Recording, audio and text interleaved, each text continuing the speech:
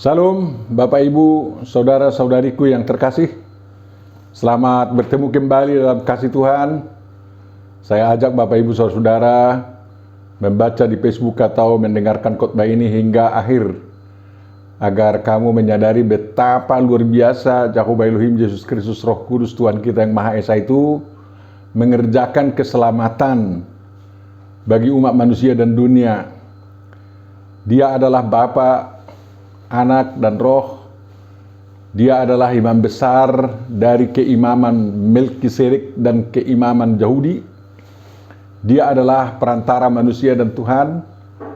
Dia sendiri kurban pendamaian bagi manusia berdosa kepada Tuhan.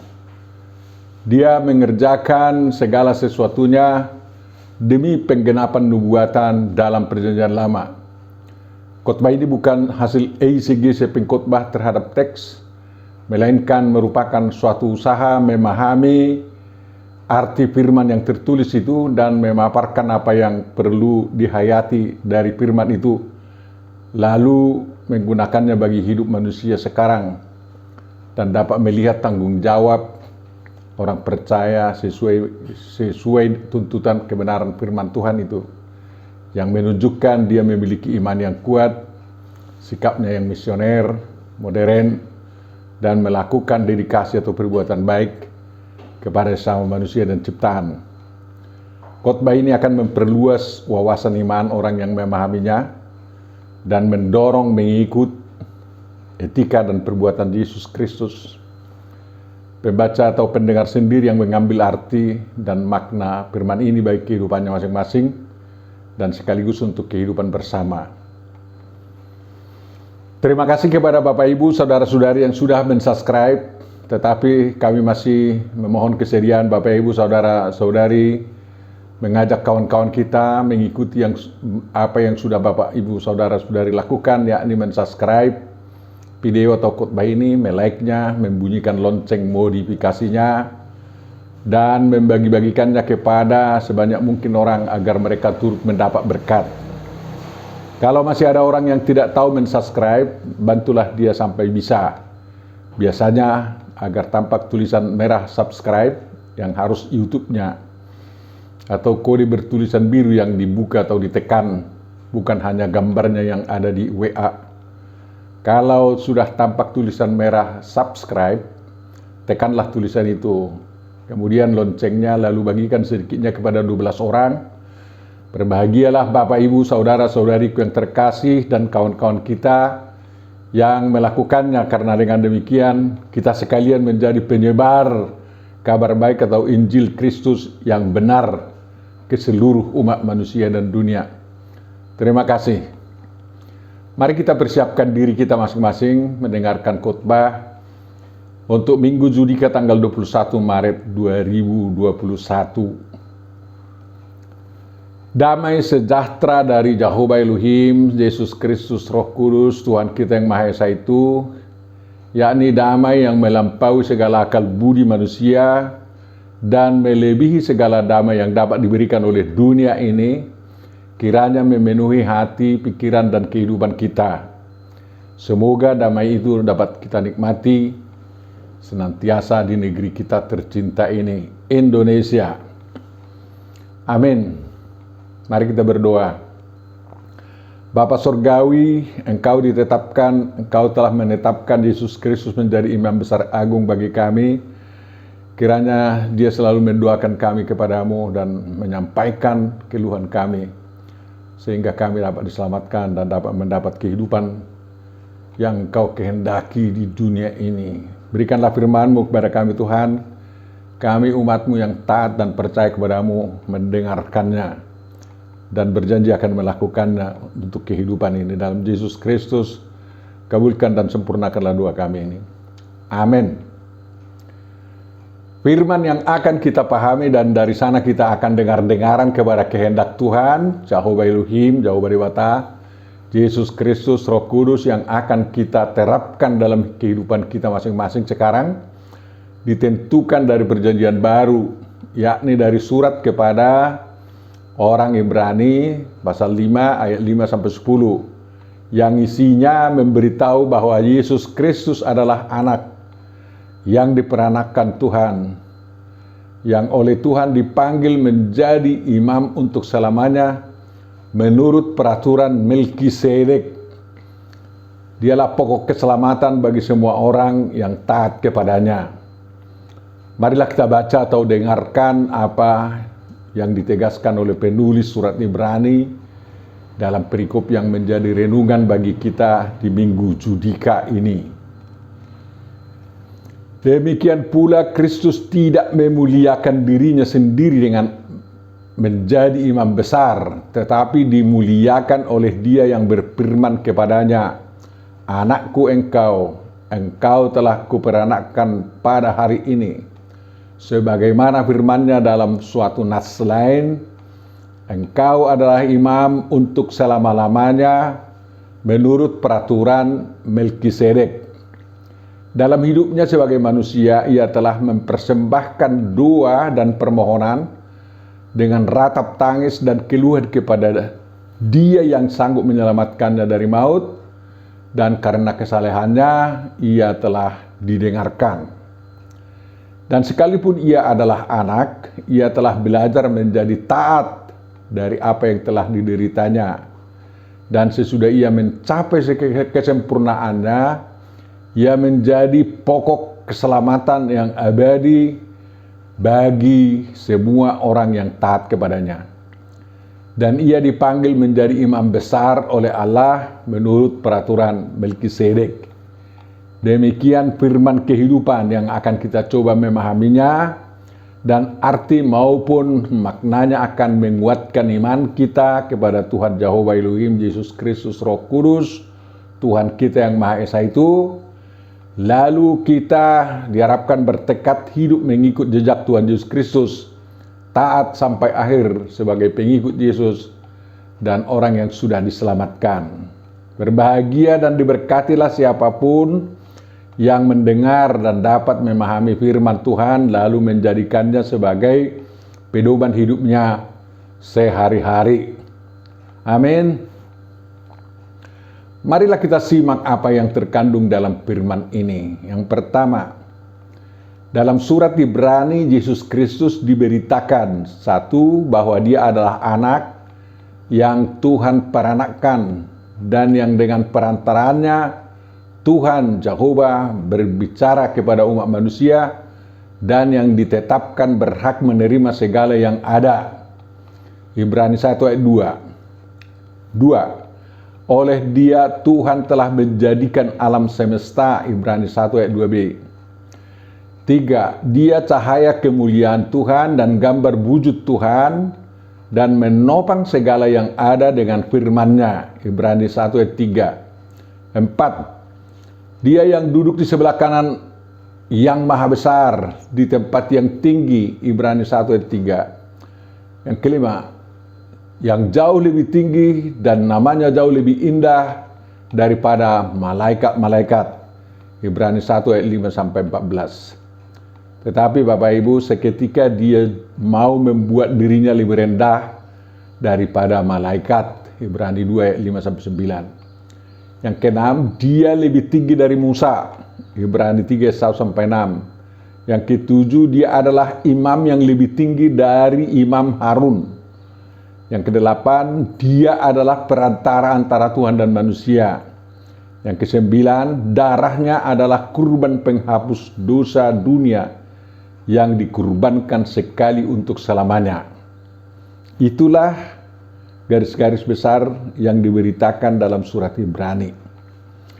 Hal yang kedua yang dapat kita pahami dari perikop ini, dari membaca semua isi surat Ibrani 13 pasal, dapat dikatakan bahwa salah satu tujuan surat Ibrani ditulis adalah untuk meyakinkan orang Ibrani, yakni Yahudi atau penganut agama Jehovah yang mendasarkan iman mereka pada isi perjanjian lama, yakni Torah, Nebiim, Ketubim, terutama untuk meneguhkan iman percaya daripada mereka yang sudah menjadi pengikut Yesus Kristus, bahwa apabila isi kitab Musa atau Torah, kitab Nabi-Nabi, Nebiim, kitab-kitab atau sastra atau Ketubim dipahami secara komprehensif, maka jelas bahwa nubuat tentang banyak hal yang ada dalam perjanjian lama terpenuhi dalam diri Yesus Kristus. Dan dengan penjelasannya itu, penulis surat Ibrani mengharapkan bahwa kaum Yahudi dan non-Yahudi yang memahaminya menerima Yesus Kristus sebagai Ben Elohim, anak Tuhan atau layan Allah, dan sebagai imam besar agung yang merangkum keimaman Melkisedek atau mengatasi keimaman Harun sesuai dengan ketetapan Tuhan. Yesus Kristus adalah imam besar agung, perantara antara Tuhan dan manusia, dan yang mempersembahkan darahnya sebagai darah domba yang menghapus dosa dunia. Yang ketiga, Bapak Ibu Saudara, dalam berita yang ada di 4 Injil kanoni, tidak ada pemberitahuan dari Tuhan Yesus Kristus yang mengatakan bahwa dia adalah imam besar, pengganti imam besar yang ada di Yerusalem. Waktu itu si Kayafas, sewaktu Yesus disalib. Yesus pernah berbicara tentang imam besar Abiatar di zaman Daud, Markus 2 ayat 26 dan sejajarnya. Waktu itu Daud dan pengikutnya kehabisan roti dan lapar di hari Sabat. Lalu dia mengambil roti sajian dari rumah Tuhan, dan dia beserta tentaranya memakan roti sajian itu. Sewaktu Yesus menjawab orang Farisi yang mengkritik Yesus karena murid-muridnya memetik bulir gandum di hari Sabat, mengatakan, di sini ada yang melebihi bait Allah atau bait suci. Anak manusia adalah Tuhan atas hari Sabat. Matius 12 ayat 6 sampai dan 8. Dari berita ini dapat ditarik kesimpulan bahwa Yesus Kristus memahami dirinya melebihi imam besar Abiatar, sekaligus melebihi imam besar Yosefus Kayafas yang bekerja di bait suci di Yerusalem, dan melebihi bait Allah serta semua kegiatan yang ada di sana. Berdasarkan pemahaman ini dapat dimaklumi bahwa penulis surat Ibrani punya keberanian untuk menegaskan bahwa Yesus Kristus adalah imam besar agung yang melebihi segala imam besar yang dikenal dalam perjanjian lama dan dalam praktik keagamaan Yahudi maupun dalam praktik keagamaan agama-agama yang memiliki jabatan imam besar. Sekarang ini ada imam besar kan, banyak mengklaim dia imam besar. Poin yang keempat, Bapak Ibu, dalam 4 Injil kanoni diberitahu adanya imam besar bekerja di bait suci Yerusalem. Imam besar dipandang sebagai juru bicara umat Tuhan kepada Jehovah dan juru bicara Jehovah kepada umatnya. Bandingkan Kamus Browning. Itulah fungsinya sebagai perantara. Dalam perjanjian lama diaturkan bahwa imam besar bekerja selama atau seumur hidup menurut peraturan Imam Harun. Imamat 21:10 dan yang berikut. Pengganti Harun adalah dari keturunan-keturunannya turun-temurun. Tetapi Bapak Ibu, Raja Salomo mengganti imam besar Abiatar dengan imam besar Sadok karena alasan politis. Sejak itu dipahami bahwa imam besar boleh diganti penguasa sebelum meninggal dunia atau sebelum imam itu meninggal dunia, tidak lagi seumur hidup. Dan sejak pemerintahan Herodes Agung hingga dihancurkannya bait suci oleh tentara Jenderal Titus tahun 70 Masehi, imam besar di Yerusalem diangkat oleh penguasa pemerintahan, entah dari keturunan imam atau keturunan Lewi atau dari yang tidak diketahui keturunan siapa.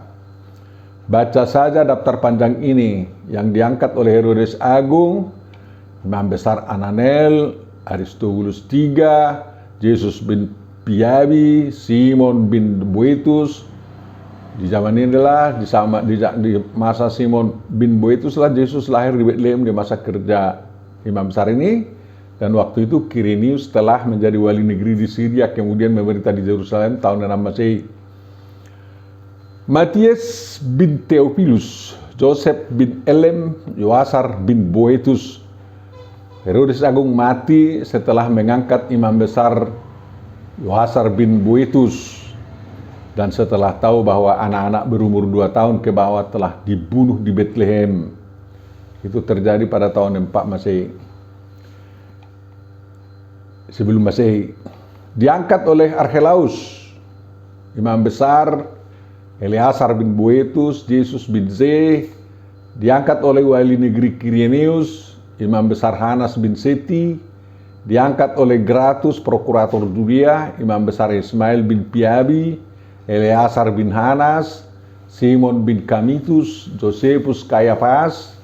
Di zaman Kayafas ini Yesus Kristus disalibkan. Kemudian diangkat oleh Vitellius, pejabat pemerintahan dari Syria, Jonathan bin Hans, 2 bulan aja tahun 37 Masehi. Theophilus bin Hanas diangkat oleh Raja Herodes Agrippa I, imam besar Simon Canteras bin Boetus, Matias bin Hanas, Elioneus bin Canteras. Kemudian diangkat Herodes Kalkis, Joseph bin Kami, Ananias bin Debedeus, diangkat Raja Agrippa II, Ismail bin Piami, Joseph Gabi bin Simon, Hanas bin Hanas, hanya 3 bulan, Jesus bin Damneus, Jesus bin Gamaliel, Matias bin Theophilus. Dan diangkat oleh rakyat sewaktu masa pemberontakan Yahudi melawan Roma, imam besar Pannias bin Samuel. Kita tidak tahu berapa lama imam besar ini bekerja. Tahun 70 Masehi, bait suci di bumi hanguskan oleh tentara Roma yang sering dianggap sebagai pemenuhan nubuat Yesus Kristus. Lukas 19 ayat 41 sampai 44. Dan sejak itu keimaman di Yerusalem dengan sendirinya terhapus. Memperhatikan pengangkatan imam besar di Yerusalem, pantas orang Ibrani atau orang Yahudi mempertanyakan siapakah imam besar yang benar menurut peraturan keagamaan Yahudi atau perjanjian lama. Sebab imam-imam besar di Yerusalem tidak ditetapkan dan tidak bekerja sesuai dengan firman Tuhan atau hukum Musa. Dalam masa begitulah penulis surat Ibrani menyuguhkan kepada orang Ibrani dan kepada seluruh umat beragama siapa imam besar yang sungguh-sungguh benar dan sudah memenuhi semua tuntutan perjanjian baru yang dinubuatkan Yeremia dalam perjanjian lama dan yang ditetapkan oleh Tuhan Jehovah sebagai imam besar selama-lamanya. 2000 tahun sudah keimam besaran di Yerusalem telah tidak ada sejak tahun 70 lah Masehi sampai 2021 ini. Seruan surat Ibrani agar orang Yahudi zaman sekarang pun mau menerima Yesus Kristus sebagai imam besar kekal bagi kaum Yahudi modern tetap masih berlaku. Bahkan lebih relevan daripada menantikan imam besar yang akan diangkat sesudah ada bait suci abad 21 di Yerusalem, negara Republik Israel. Demikian juga kepada seluruh penganut agama yang memiliki tradisi imam besar, diserukan agar menyambut Yesus Kristus sebagai imam besar agung bagi mereka. Dengan menyambut dan mengikut Yesus sebagai imam besar agung, pasti semua lika-liku keimaman dalam setiap agama yang berimam besar terjawab. Umat Kristen yang sekarang harus dengan segala kerendahan hati memperkenalkan dan menyaksikan Tuhan Yesus Kristus sebagai imam besar agung kepada seluruh umat manusia. Untuk itu mari kita ikuti kesaksian kebenaran yang disampaikan dalam kitab-kitab perjanjian baru, terkhusus dalam surat Ibrani. Poin yang kelima. Pertama-tama penulis surat Ibrani menandaskan bahwa di zaman akhir ini Yahweh atau Jehovah berbicara kepada manusia dengan perantaraan anaknya, yakni firman-Nya yang menjadi manusia, yang adalah cahaya kemuliaan dan gambar wujud Yahweh Elohim, dan Jehovah menggunakannya sebagai firman dalam menjadikan alam semesta dan menopang ciptaannya itu. Jehovah bekerja melalui dan dalam Yesus Kristus yang adalah Ben Elohim atau anak Allah ini sebagai imam besar agung, Ibrani 4 ayat 14. Dia imam besar agung karena Tuhan menetapkan bahwa di dalam dirinya dirangkum keimaman Harun, hukum-hukum Musa sehubungan dengan tugas-tugas imam besar, dan keimaman Melkisedek yang bahkan mengatasi atau melebihi semua keimaman itu. Artinya hukum-hukum dan peraturan keimam besaran orang Ibrani atau Yahudi yang Israelis disatukan di dalam keimaman Yesus Kristus. Keimaman Melkisedek sengaja dipilih penulis surah Ibrani mewakili keimaman non-Israelis yang dipenuhi dalam Yesus Kristus, karena sekaligus ada titik sentuhnya dengan kakek moyang umat Israel, Abraham. Keimaman Harun dulu ditetapkan Tuhan, tetapi sekarang ketetapan itu diperbaharui oleh Tuhan sesuai janjinya melalui penetapannya atas keimaman Yesus Kristus yang lebih sempurna daripada keimaman Harun. Poin yang keenam, hanya ada dua teks perjanjian lama yang menyinggung tentang Melkisedek. Satu dalam kitab Torah, Kejadian 14 ayat 18 sampai 20, dan satu dalam Ketubim, Mazmur 110. Dalam Kejadian 14 dikatakan bahwa Melkisedek itu Raja Salem, yang mungkin maksudnya Raja Yerusalem. Ia seorang imam Allah yang Maha Tinggi, El Elyon. Mendengar Abram telah mengalahkan Kedorlaomer dan kawan-kawannya, Melkisedek datang membawa roti dan anggur kepada Abram.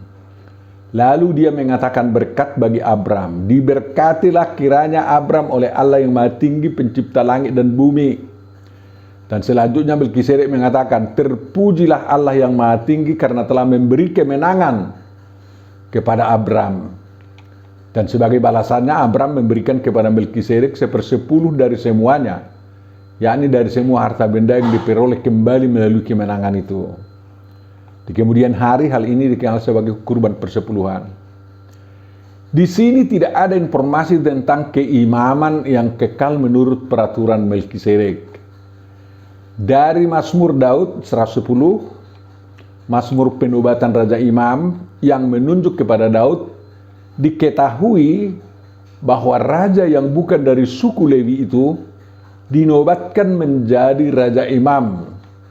Dan Tuhan menegaskan bahwa Raja Imam ini adalah imam untuk selama-lamanya menurut Melkisedek. Daud itu dari suku Yehuda, sehingga keimaman yang dipikulkan kepadanya bukan keimaman Lewi.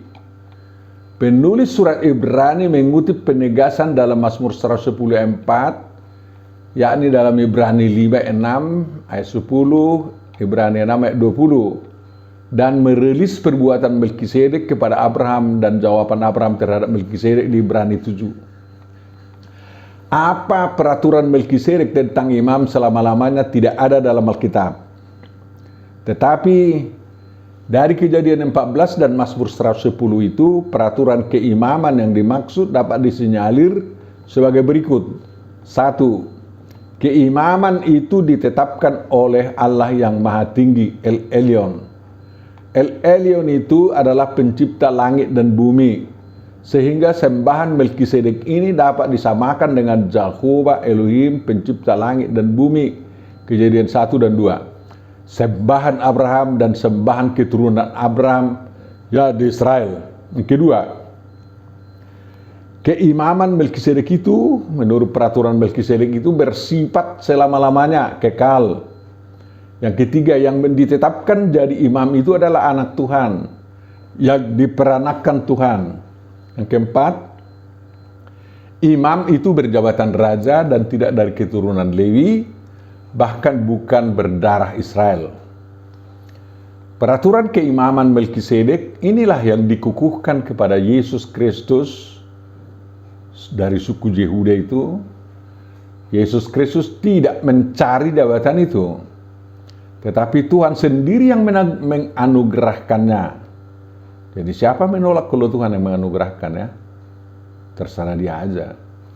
Tindakan Jehovah menetapkan Yesus Kristus menjadi imam besar agung menurut peraturan Melkisedek bertujuan agar dunia, seluruh umat manusia tahu bahwa Yesus itu adalah imam yang universal bagi seluruh umat manusia. Tugasnya sebagai Raja Imam. Kepadanya seluruh raja dunia kalah dan harus tunduk kalau tidak ingin diremukkan.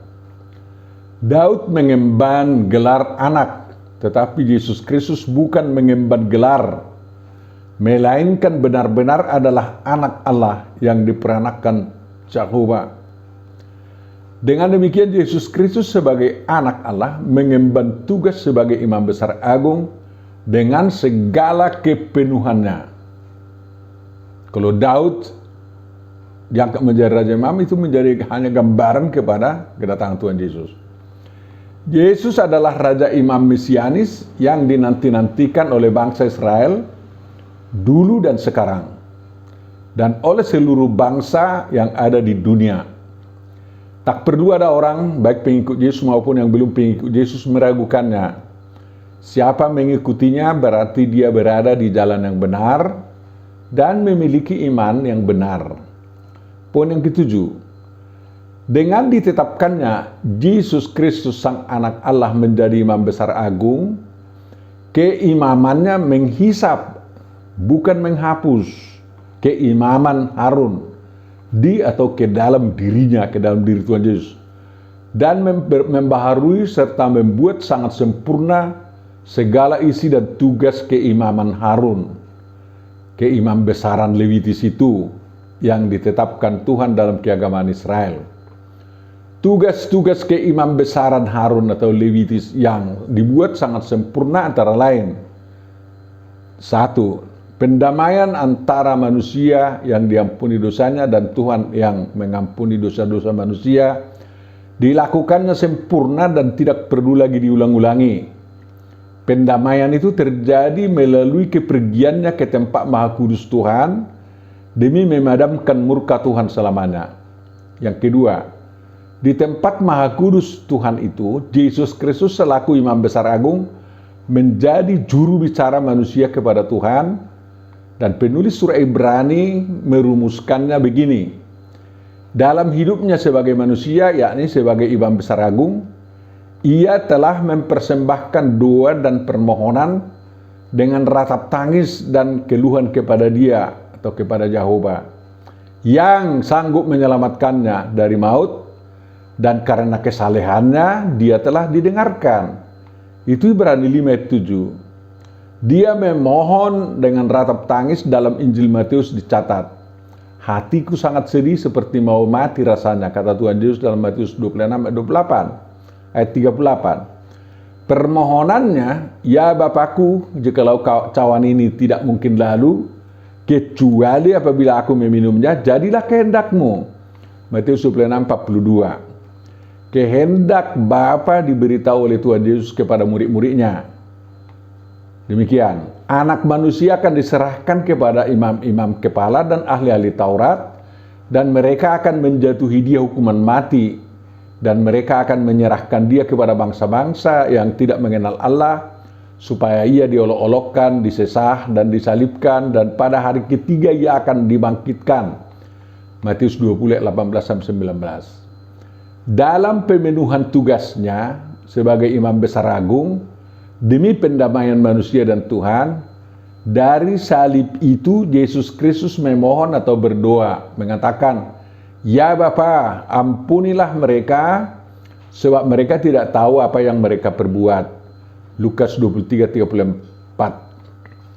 Pendamaian itu tuntas dilakukan Imam Besar Agung ini, sewaktu Dia dari salib itu mengatakan, sudah selesai.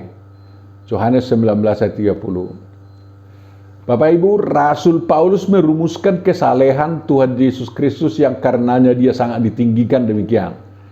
Yesus Kristus yang walaupun dalam rupa Allah tidak menganggap kesetaraan dengan Allah itu sebagai milik yang harus dipertahankan, melainkan telah mengosongkan dirinya sendiri dan mengambil rupa seorang hamba dan menjadi sama dengan manusia, dan dalam keadaan sebagai manusia Ia telah merendahkan dirinya dan taat sampai mati, bahkan sampai mati di kayu salib.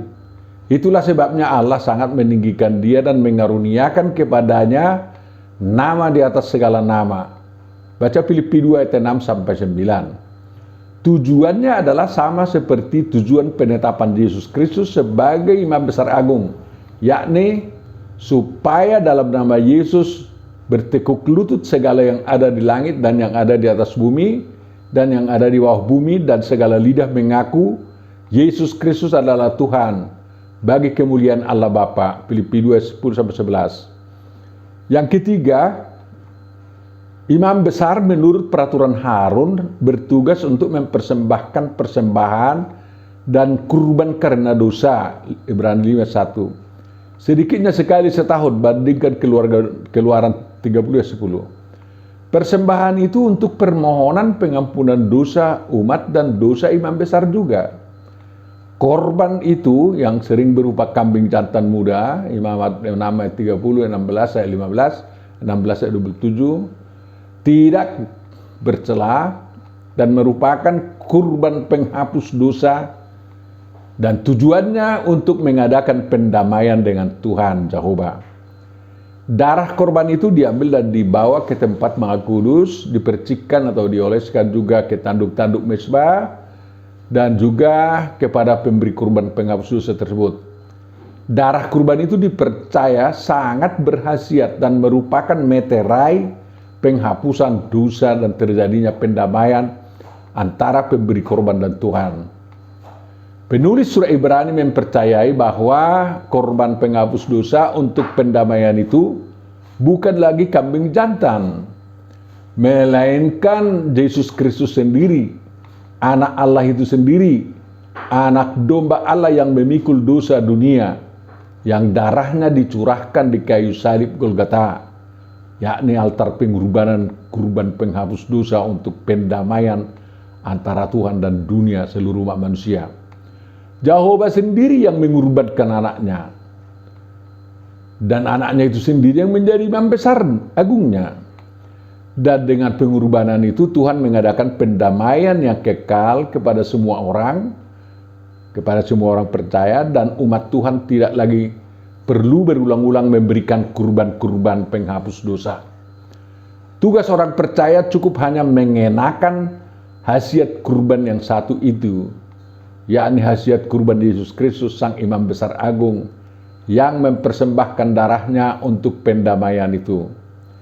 Dengan demikian umat Tuhan tidak perlu resah dan susah, walaupun ruang Maha Kudus di Bait Suci Yerusalem tidak ada lagi, sebab yang melebihi Bait Suci itu sudah ada, yakni Yesus Kristus. Makna keimaman Harun ini dihisapkan dan disempurnakan di dan ke dalam diri dan perbuatan anak Allah yang ditetapkan oleh Jehovah sebagai imam besar agung. Jadi keimaman Melkisedek dan keimaman Harun itu serta makna-maknanya semua, alasan teologisnya semua dihisapkan, ditaruh di dalam diri Tuhan Yesus Kristus. Poin yang ke-8. Dengan dirangkumnya keimaman Melkisedek dan keimaman Harun dalam diri anak Allah, Yesus Kristus, Imam Besar Agung itu, sempurna dan lengkaplah semua keimaman dan fungsi keimaman yang dikenal bangsa-bangsa, Israel dan non-Israel, dalam keimaman Yesus Kristus. Semua fungsi dan tugas keimaman yang dikenal oleh agama manapun dipenuhi dalam diri Yesus Kristus. Dengan demikian benar yang dikatakan penulis Ibrani, ia menjadi pokok keselamatan yang abadi bagi semua orang yang taat kepadanya. Ibrani 5:9, kai teleo teis egeneto pasin tois hupakusin auto aitios soterias aioniu. Bahasa Ibraninya WK aser huslam haya lemakor sel Yesua olamim lekol hamsaitim lo.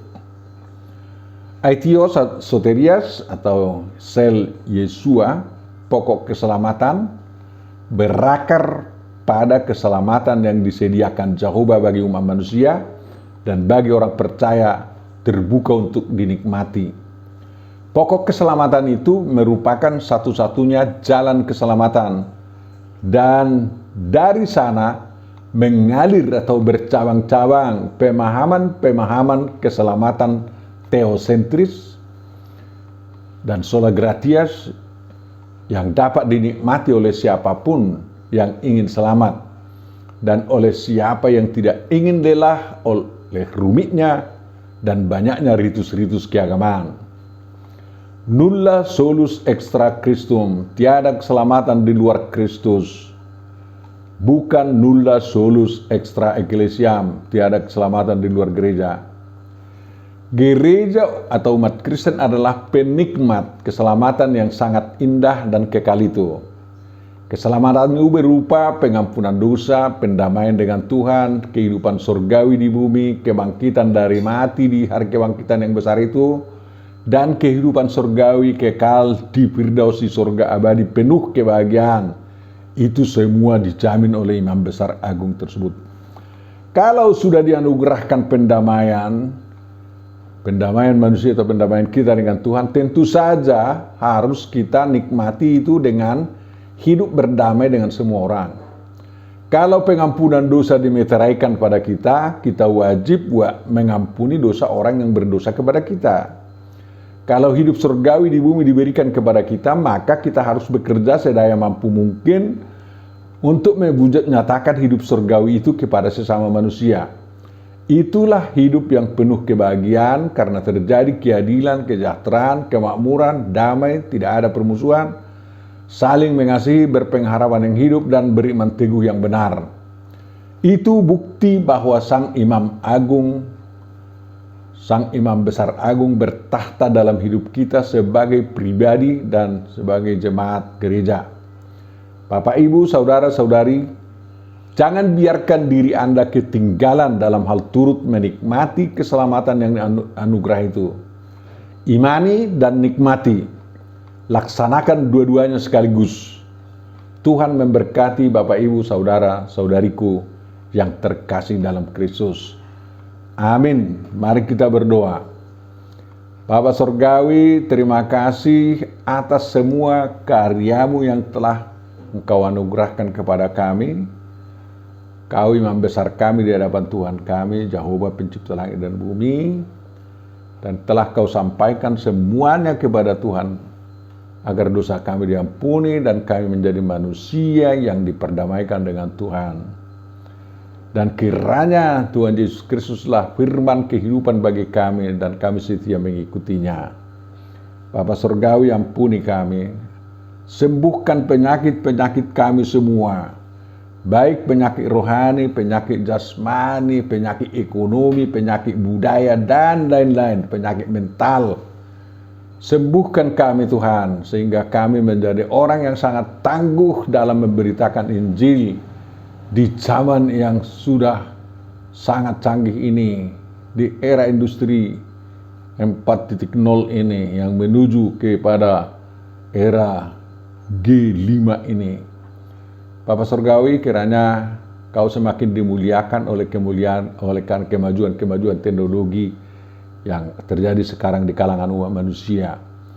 Dan kiranya semua yang membangun artificial intelligence itu betul-betul tahu bahwa Engkaulah sumber pengetahuan tersebut, sehingga semua artificial intelligence itu menunjukkan kemuliaan bagimu. Bapa Surgawi, sempurnakan doa kami ini dalam Yesus Kristus Tuhan dan Juru Selamat kami. Amin.